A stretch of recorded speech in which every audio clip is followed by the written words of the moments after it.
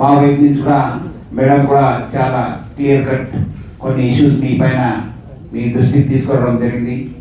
ముఖ్యంగా ఈ యొక్క ట్రాన్స్జెండర్ పాలసీ అనేది చాలా విషయపైన ఆల్రెడీ వాళ్ళు చాలా అధ్యయనం చేయడం జరిగింది.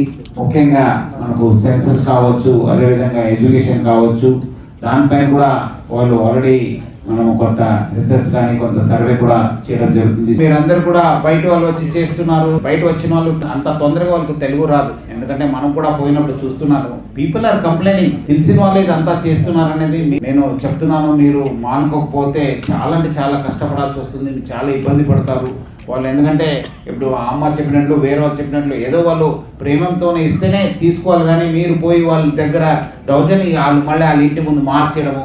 మీరు కూడా కొంతమంది చెప్పినట్లు మీ వైపు ఏమాత్రం జరిగితే మనం డెఫినెట్లీ మీకు ఇబ్బంది అయితే మన పోలీసు వాళ్ళు కూడా, మన ఆఫీసర్స్ కూడా మనము సెన్సిటైజ్ చేస్తాను.